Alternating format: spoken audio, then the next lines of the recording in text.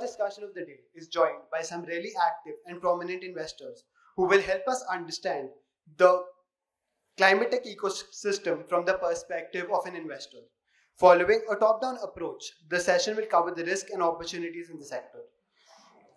The discussion will focus on the pathways to strengthen a few climate tech sectors in India and accelerate deployment of low-carbon affordable technologies across industries.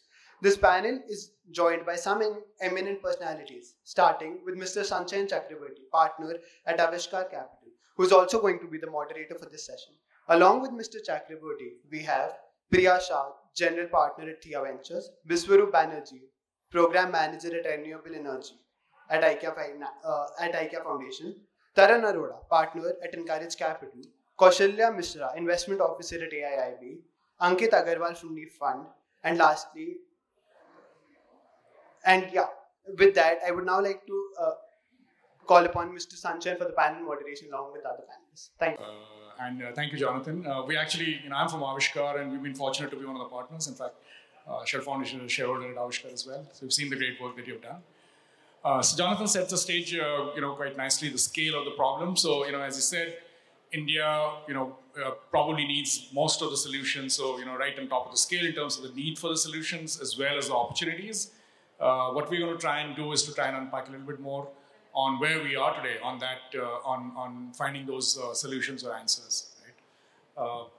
I'm going to just try and sort of give you a little bit of a context of firstly why are we here, in an impact investing conference talking about climate.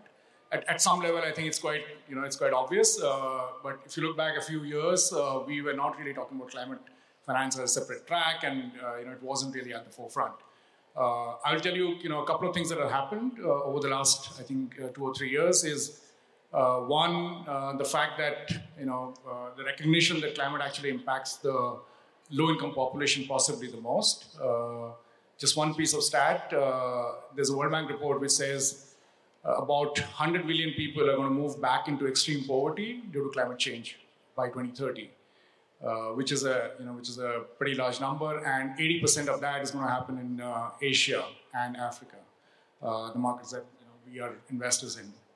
And I think the second thing that's happened is we actually see a lot more of the effects of climate change ourselves, and that recognition has also moved the governments, the multilaterals, and the governments, and also the corporates to really take action. Which has led to a lot of the capital flows being now directed towards climate, and that's also sort of given that impetus to climate finance through the VC and the private equity world. In terms of some of the stats for the India climate finance space, globally, just to give you a sense of, we said India is among the largest markets potentially for this. Where are we in terms of the actual financing capital flowing in? We heard the IIIC number, $600 billion. That kind of compares to 2021 global climate tech financing of about $40 billion. So it's still a very small segment of that capital which is really flowing into India. And if you really unpack that $600 million number, about $250 million of that is one deal for Ola Electric. So if you take that away, so we're really left with about $350 million of capital going in. Having said that, it is one of the most active sectors, so which is great to note. A lot of the seed and early stage deals, about 78 deals by the account. Average ticket size of about $4 million. So a lot of early stage activity happening in that. About 60% of that capital has actually gone into mobility, and about 15 to 18% going into energy. So we still have pretty high concentration of a couple of sectors out there. There is a lot more work that needs to be done on the rest of the climate tech sectors as well. We got a great panel here with a sort of mix of experience. We actually have 3 GPs with different focus, early stage, slightly more later stage, and financing. We have somebody from the philanthropic world, and we have a LP with an international perspective as well. So we're going to try and give you perspectives on what they see, in terms of the work that they are doing, as well as some of the questions that we have on the sector today. So maybe I'll start with you, Priya. So if I can request you to sort of introduce yourself, the work you do, as well as what you see in terms of the pipeline, the maturity of the pipeline, the scale of it, and the diversity of the pipeline that you see as well. Great. Thank you so much, Sanchayan, and it's a pleasure to be here. We have been investing now for about 15 to 18 months. In terms of the deal flow in the pipeline, I think we're really encouraged to see a lot of fantastic innovations coming into the space. Just out of context, I was previously in the solar space at a company called Simpa Networks for about 2 to 3 years. And the entire energy conversation there was more about energy access, access to the grid and resilience of the grid, and solar and renewables, etc. Utility scale called solar, rooftop solar, and then also the solar home systems and prepaid metering. I think what's really encouraging to see is that the conversation has now moved beyond just renewables. I think there's a lot of innovation happening in mobility, as was previously mentioned, waste management, climate risk analytics, carbon markets, biofuels, and property tech as well, as well as with a few other sectors. So we've been fortunate enough to meet some really fantastic founders. I think essentially the convergence between policy and the regulatory commitments that have been made, both in India and overseas, with net zero, the national hydrogen mission, clean energy access, and open green access rules, as well as the trading markets as well, real-time energy networks and the green trade active markets as well, has really pushed up the interest in private sector investing into sort of early stage companies. And in addition to that, the technology innovations around artificial intelligence, machine learning, and blockchain and Web3. So as a result, we're seeing some really talented founders, choosing not to start companies in other well-known sectors like fintech or consumer tech, and actually looking to come into climate tech. And I actually sit on the board of a founder coalition called Sustainability Mafia, which is a group of 60 or so very passionate climate tech founders, all looking to kind of make a massive difference, both on the return and profitability horizon, but also on impact. So I think that's been quite encouraging to see. Thanks, Priya. We will do the GP rounds. So, Ankit, if I can come to you. So, Priya talked about a variety of deals that she's seeing, which is very heartening to see, in spite of the numbers, which is very concentrated in terms of model, in terms of some of the capital that's flowing in a couple of sectors, but she's actually seeing a widespread. Would you agree with that? And as part of the introduction and the work that you do, could you also talk to that as well? Sure. So, hi all, Ankit here. Part of the Neev fund now, essentially, as Neev fund, our philosophy has been to sort of focus on sectors which are sort of not typically well focused on, or on geographies which sort of do not attract that much of investment. Like you rightly pointed out, there's not much diversity in terms of if you really unpack the number of investments in the climate or in the impact space. We have been fortunate enough, I think, to sort of focus and sort of create a pipeline in sectors which are a bit diverse and a bit divergent from the normal sort of spectrum of maybe a mobility or a solar or a wind or renewable energy, which is sort of becoming sort of more mainstream and getting more sort of commercial interest as well.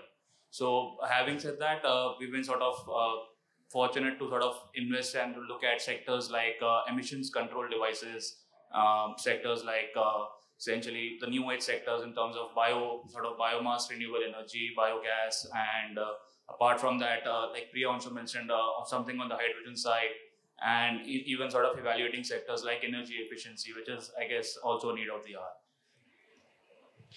Thanks. I think one of the other perspectives, so, the one challenge with climate really is a very, very broad sector. Right? I mean, you can do agriculture and call it, climate smart agriculture. It's also really climate. So there's climate tech, and there are more sort of software like more capital efficient structures, but climate also requires a lot of financing when you scale up, or for hardware solutions. One critical aspect is when some of those solutions are actually scaled up, then you need a variety of different financing, whether it's blended or debt. So Tarun, I think I just want to set the stage for you. If you can just talk about the work and talk about I guess if you go, since you finance, since you actually go through the financing vehicles, can you also talk about the preparedness of sort of vendors in India to look at climate as a space? Thanks, Sanchayan. Hi everyone, I'm Tarun. I'm part of Encourage Capital. Encourage Capital is an investment firm which has been investing in India for over 15 years. We've been investing in very impactful financial services companies. We started out with our first investment in Fab India back in 2007, 2008, where there was an element of financing in their supply chain. We saw William yesterday, and it's so great to see a company that you backed so long ago, getting to the stage where they are. over the years, we've invested in other impactful companies like Jeevan Microfinance, immediately after the MFI crisis, Repco Home Finance, which is into affordable housing finance, DCB Bank, which is SME finance, and for the last few years, we've been building our track record in financial services, and last few years, we thought of how we can leverage this financial infrastructure, these financial institutions that are out there in the market to create an impact on the climate side. And we launched a fund which is known as Encourage Solar Finance, where we have a very specific focus of investing in non-bank financial companies that provide loans for rooftop solar assets. So it's very specific, and the way we got there was we saw financial institutions playing an important role in scaling up established technologies, as Sanchayan said. The solar had been around for a while, and larger companies had no difficulty in accessing finance to invest in solar, whereas it was the missing middle, the micro entrepreneurs and small entrepreneurs who were finding it very difficult to invest in this asset. And so we thought if we were able to create financing opportunities for this asset, we would be able to enable this market to move forward. Typically, traditional financial institutions are not prepared to get into newer themes. Back in the day, HDFC launched HDFC Housing Finance, to get into housing finance. And we see a role for specialized financial institutions to get into newer products first, and then traditional banks follow. Recently, RBI released results from a survey from a study that they had done with banks, and the study's results suggested that 21 out of 34 banks surveyed were not prepared or were not intentionally financing green assets and were not intending to do that in the next 12 months.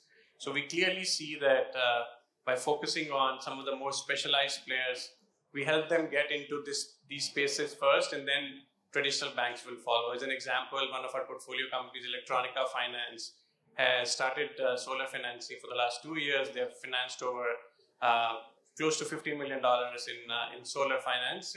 And now we are starting to see some of the larger PSU banks provide them specialized credit lines to refinance those loans, which is an indirect way of coming into this sector. They're still not there to finance these assets directly, but we're seeing baby steps, and we are very excited about the future that our portfolio companies, the role that they can play in financing these new assets. Okay. Thanks, Tarun. That's quite heartening to see. Let me just come to you, Biswarup, now. So, Biswarup, you have the most flexible capital available, so can I just ask you to talk about your work at IKEA Foundation, specifically with a focus on climate, as well as the role of philanthropies that you see in climate financing? Sure. Thank you very much. I think when I look at the panel, I look at the larger audience in the panel. So it's like we, as a philanthropy, I think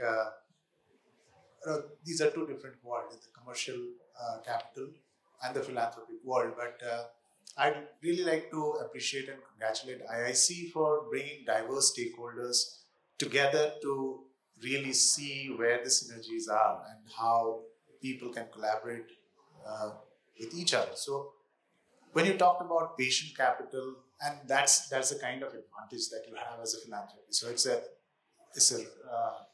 a risk-free money. Like you really can take high risk, and what you are looking at is a social return, right? So you don't look at commercial returns, but you look at more of a social return.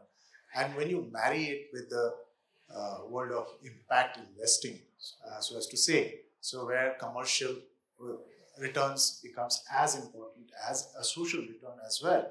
So we're trying to still understand and figure out where in this entire spectrum these kind of philanthropic capital can really come in and help this sector move forward. So to give a very simple example, right, say for a lot of commercial investors, right, so we really want to deploy our money in such a way, not in subsidized form so that it really crowds out the private investment, but enabling in a way that really helps build the market ecosystem. So more of a focus on larger kind of pieces which can be funded, supported, which needs philanthropic money to take that kind of risk and move forward the market. So as an IKEA foundation, to simply put, we have two large bubbles. One is the livelihood piece, and second is the climate piece. And what we are trying to say is, and prove, is these two pieces don't exist in isolation, right? So you can build the livelihood in a way which can be climate positive as well. So people are at the center of all the innovations that you do, right? So whatever you do, and the way whatever you are trying to achieve in the larger climate, like in terms of reduction in CO2 emissions and all, you should put people at the center of it. And we must see that this climate transition is happening in a way that is providing equitable opportunities to everyone. So that is where we are coming from, and I'm very glad to be here to be really exploring with a lot of investors in the room, and also learn how we can be more supportive and helpful to this sector in general. Okay, thanks. Yeah, I mean, like you said, so I mean, kind of goes back to the concept of just transition that I think Jonathan was talking about. I think sometimes I feel there's so much focus on just climate per se. We tend to sort of forget or not take into account the other things that go around climate.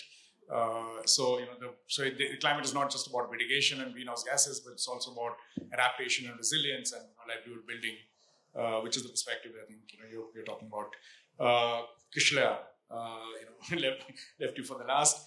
Obviously, you're the guys who provide the money to the GPs to be able to sort of fund this. Can I just ask you to introduce yourself, talk about the work you do at Aiib, the climate focus, and also specifically maybe the LP perspective to climate finance? Sure. So thanks, Sanchayan. First of all, thanks to IIC and congratulations. As an international investor where we invest in 105 countries, it's good to see the critical mass of impact in India happening.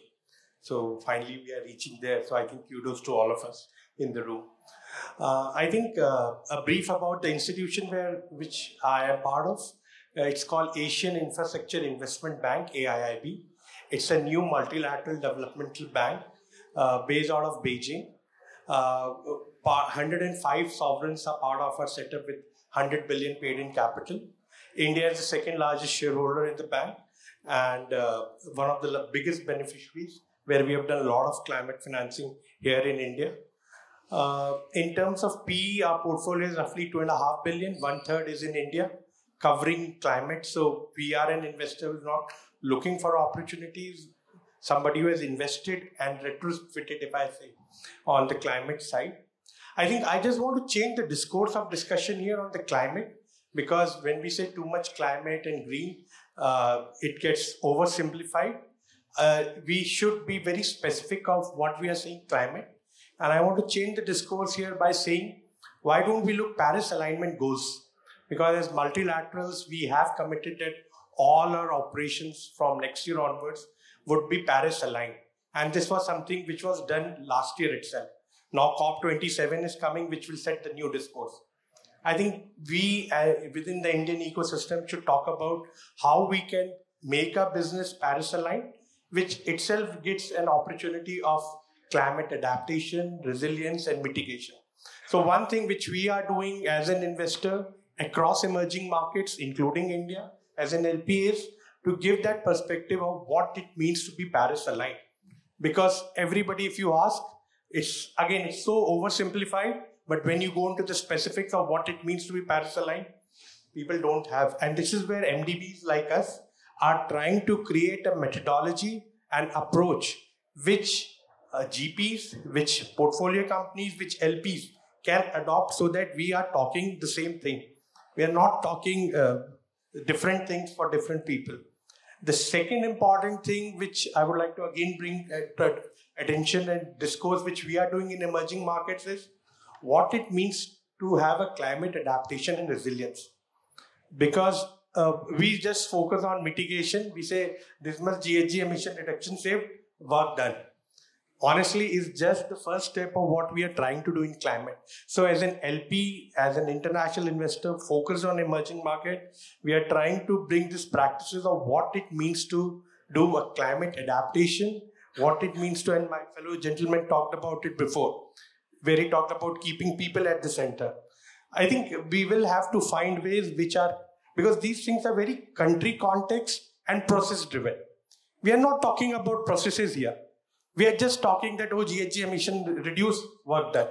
We have to talk about context. We have to talk about the process which is being followed for achieving that goal of what we are setting out. And the last discourse, which I want to again change the discourse of this discussion when we are talking climate investing, when we have reached this critical masses, what are we trying to achieve? Because when we talk to GPs, there is a mad rush, oh, we have achieved this. But can we take a step back? Is that sustainable? What is that we are trying to achieve, that objective? And the mechanics and the methodology of going about achieving in climate, be it result indicators, be it impacts, is something which we work very extensively with our GPs and our portfolio companies in terms of setting the result indicators which are not just ambitious statement, but which are quantifiable, which are measurable, and which every GP and a portfolio company is held accountable to. Because you can't risk the impact of having this being greenwashed. So I think that these are the approach which we are adopting across emerging markets. A little different perspective, but then I thought I'll just share what we are trying to do as a international investor in emerging market. Great, thanks. So lots of great tips here for GPs. I can also tell you from I guess a GP perspective, and some of my friends can go over here. I mean, some of these objectives are, in terms of what are you trying to do, what are you trying to measure, quite difficult to achieve, especially if you're trying to do early stage. So I think you'll try and keep that context in mind. But yeah, to take your point, I think Paris alignment is a great thing. I don't think there's a recognition of what Paris alignment really means. I think among many other people, and that's something I think we all have to sort of learn more about. So let me just come back to a couple of the points that we heard. So I think I just wanted to go back to Priya and Ankit maybe. We talked about the pipeline that we're seeing, diversity, great pipeline. There are clearly a lot of challenges as well. So right, I mean, if I were to ask you to sort of pick a couple of the sort of biggest challenges that you see as investors, early stage, Series A, B, what would you say those are today? Yeah, so I think it's a great question. We look at all different types of models in our pipeline. So hardware models, software models, even middleware that basically have software aligned on top of the hardware. And I think climate tech investing, what we've learned anyway, is basically very much to do with the actual physical products. So without that, you can't actually have carbon reduction, you can't have climate resilience, etc. Whether it's a tech integrated platform or a marketplace model, those are great as well. But I think as investors, we've looked at it more from a technology-enabled, hardware, IP-led investment thesis. So that necessarily requires a little bit of a longer gestation period to basically monitor these investments and then eventually exit. And I think that slightly change in mindset is also required when we're looking at venture in this whole game. So essentially, models in green hydrogen, potentially also in mobility and battery tech, and that sort of deep tech, essentially chemistry models, etc., would require a little bit more patient capital and potentially additional forms of capital. We talked a lot in earlier sessions during the day around blended finance and sort of the benefits of having concessionary capital, grant capital, etc., to fund some of these R&D innovations.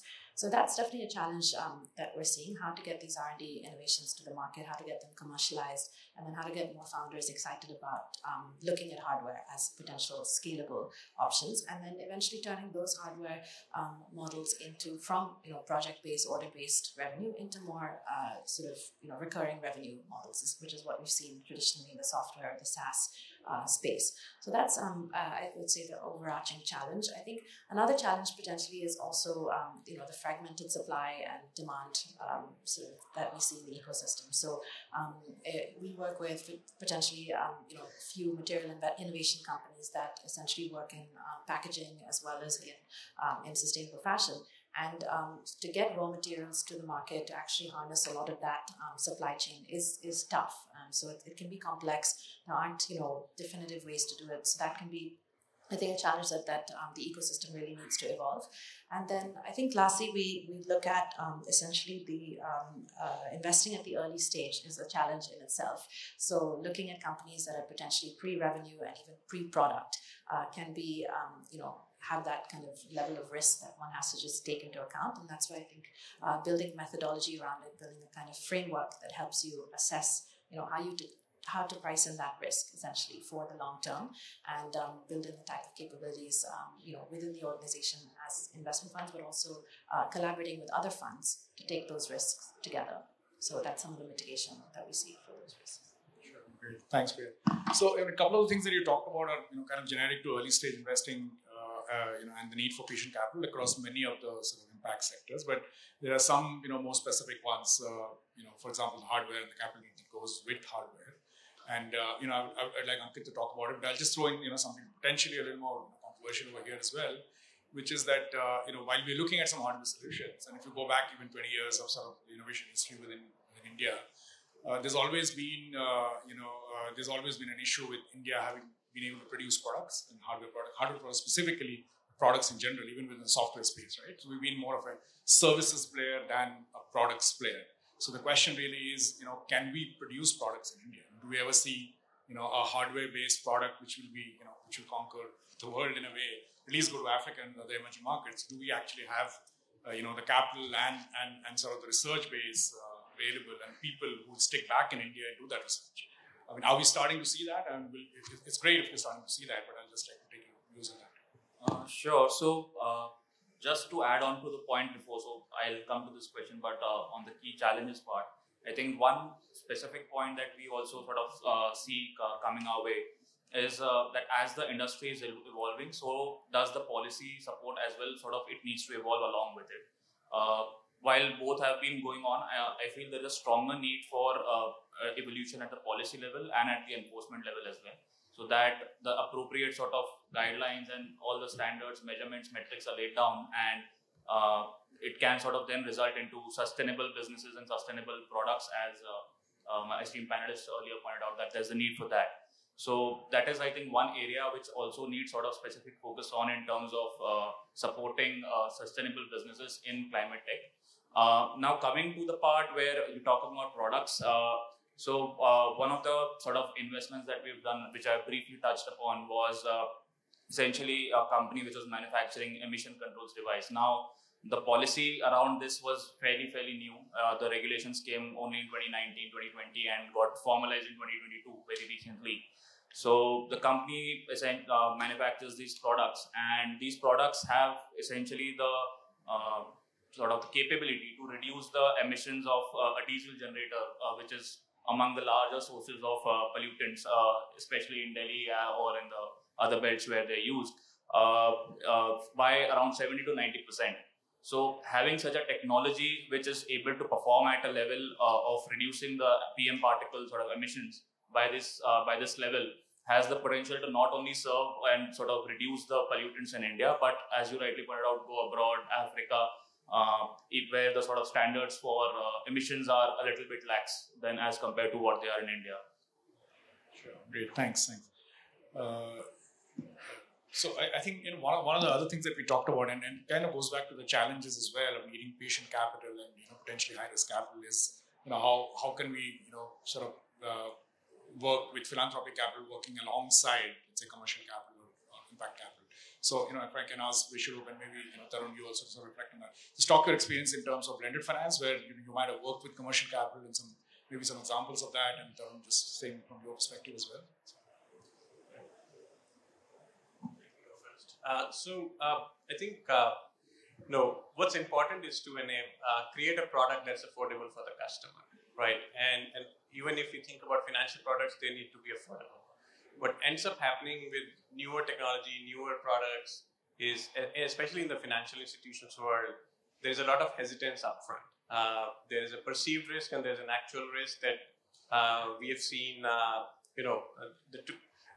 when we look at the track record of some of our portfolio companies now, after a couple of years of financing, that perceived risk is not played out. So what we did, used support grant funding from foundations to structure a risk mitigation facility for the solar program that our portfolio companies are financing. It helped them get across the line on providing a loan product that was longer tenor, which was needed because we wanted to create a financial product that would provide savings to the customers month on month instead of having an upfront outgo and waiting for a longer payback period on their investment. So this risk mitigation facility was structured with USDFC and has been very successful in enabling our portfolio companies taking the risk that they were otherwise not willing to do in the early days of investing in solar finance. In other forms, we've used grant capital to provide capacity building and technical assistance to our portfolio companies to understand this asset better, to build technical expertise which is needed with newer technology in traditional financial institutions. We were also, if we go back further, a few years back, we were supported by a foundation to actually do the research in understanding the opportunity for solar finance in India. So we've seen how philanthropic capital can help different problems, but I think what's important is to again go back and focus on the customer, what would work for the customer. If the research had suggested that this is not an asset that actually works and provides benefits to the customer, all of our program would have been unsuccessful. Whatever investments we would have made, they would not have created the right impact. That's how we see, different tools coming together and, in a more of a programmatic fashion, help enable a new market. Thanks, Tarun, for making my life simple, because you already outlined kind of support that philanthropic capital can provide. So I'll just quickly say, so when you talk about the risk, so there are a couple of them, like one you talk about the technology and one you talk about the market, right? So when you talk about technology, solar technology is fairly evolved and proven as well. So what I find a little bit surprising and at times not being able to reconcile with is many of the solar driven kind of say when technologies which just need the panels or a storage to produce that electricity and run that motor. Rooftop is viewed as okay, as a stable technology, but if it transitions to say same technology working with a different kind of motor or handsets, so it becomes risky or for many of the investors. So what we also need to do a lot is to demystify the technology part in itself. So it's a simple component that exists, and it's a fairly straightforward, simple technology that exists, right? So we need to understand and appreciate that, and we can already discount that technology-related risk there if you're dealing with that. Second is the market segment that we're talking about. I completely understand the market segment that probably as a philanthropy we are interested in. It could be quite daunting for many of the investors, commercial investors, because we are talking about a market segment that is viewed as high risk, fragmented, difficult to penetrate, right? And it's a lot of policy stability is required, right? It's highly political in nature, write-offs and everything, so it crashes all the initiatives by the private sector in a go. So these are I think one area wherein you'd like to learn more the kind of risk that is being perceived by the commercial investor and what kind of product could be more meaningful. So de-risking like guarantees could be helpful, but there could be other tools as well which could be more meaningful and more relevant. But there needs to be a kind of arrangement and agreement that this is the market segment we are interested in, and probably this is a segment where the potential also lies in. So that negotiation and that understanding has to happen between, say, concessional capital provider and a commercial capital provider. Sure. Interesting. So you're saying, for concessional capital to come in as well. Sure, Sanchayan. I think we are moving in the right direction because we cover 105 countries, and these type of discussions are very difficult to have where you have the critical mass. As I said, we have built that now. So I think our observations on India as an LP trying to get a climate tech focused investments, which is early stage, we are facing some challenges, which I would just like to lay out as an investor, as an LP. First is scalability. I think everybody is euphoric about climate tech and all, which is good. But as an investor, which is very institutional, we want to see the scalability and certainty of the capital being returned in a form and manner which a fiduciary should do. So scalability challenges in climate tech remain unsolved in our view. You have seen few examples, but it will take still a lot of time to reach the scale what China has reached in terms of having a lot of technology solutions in climate which are scalable and mass adopted. The second issues which we face when we talk to GPs is talent, because climate tech is new. The teams which are being formed are new. They come from diverse sector. Of course, climate tech, some bring technology experience, some bring investment experience and all that. But knowing the technology, underlying technology and the business model and scalability is very unique, which I think for a GP to identify in a portfolio company takes a lot of effort at GP level itself.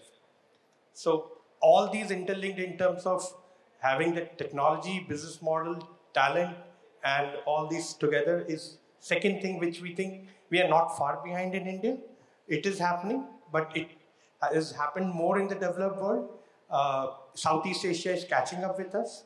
So I think one thing which we are also very bullish on India is what we do here is so much replicable in Southeast Asia, which is making India as a sweet spot of the success stories to be written here, to be taken to different parts of the world. So that's what we are also saying. And the third important thing is the tenor, because as an investor, you want to give a certain capital, you want certain returns at the end of certain time. This time quotient is also adding a little of uncertainty in climate tech because we are very early in the cycle. Nobody's know if a fund is raised for 10 years, you get extension for 2 years. Where are we after 12 years from now? Some examples are there in India where it has prolonged and as an LP you just drag on because you have to. You can't just jump the ship. So I think for climate tech investing in India to happen, it's again linked to the exits and the larger story where the time certainty for an investor, if it's coming and if GP can provide through the underlying portfolio set, that gives a lot of credence to institutional LPs like us when we go to our ICs and talk about it, and not just talk about the good macro picture of climate tech in India. We are also talking about solid timelines, solid exits. And last thing is what we notice in India market and in Southeast Asian emerging market and in Latin is few deals and a lot of capital. I think if we have to get climate tech up and running, we need a lot of deals, a lot of failures, and a lot of successes. What is happening is whatever any company which is coming as saying tech and getting a connotation, getting a valuation, because it's getting a game of valuation rather than value. If we can focus as an investment community in climate tech, or what is the real value we are looking for, and not just the valuation, is something where this opportunity set becomes more selective. Because honestly, all the GPs we are talking in emerging markets, in climate tech, very low selectivity. And GP has got capital, so they have to deploy. So I think what we are trying to get is, how can you make your selectivity very prudent, value-driven, to generate value for all stakeholders. So I think to summarize the question, I think I've tried to give a perspective on where India stands on these points, which is not far behind, not far ahead, but a lot of works to be done on these parameters to really say that climate tech is a scalable investment opportunity in Indian context. Thank you. Thanks for providing that perspective. So lots of opportunities, but as we see, lots of questions to be answered. I think for all the participants over here as well. I think we're out of time. I don't know if you have time for any questions. Maybe a couple. Yeah, maybe can we do 2 questions? I mean, if the audience has any questions, happy to take a couple.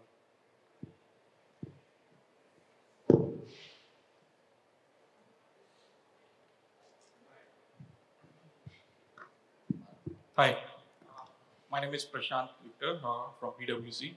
I have a question about the net zero strategies.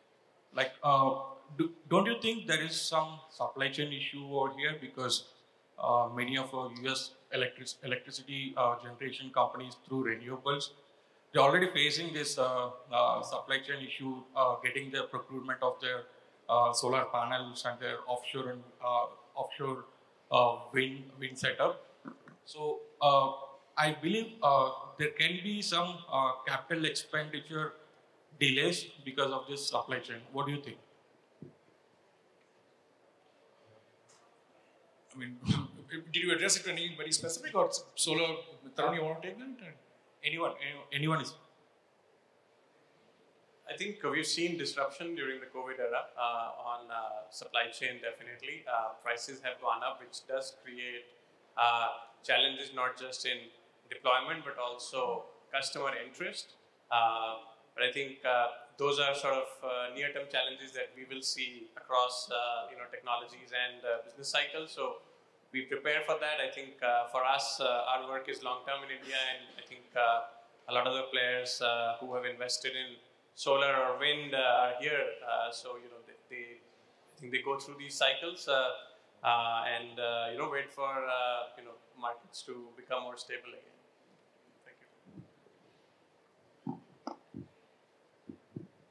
One in the front. Hello, I'm Govind Agrawal from Anaxi Digital Runners. We are into rural outreach. When you say scalability, especially Biswarup, you mentioned scalability.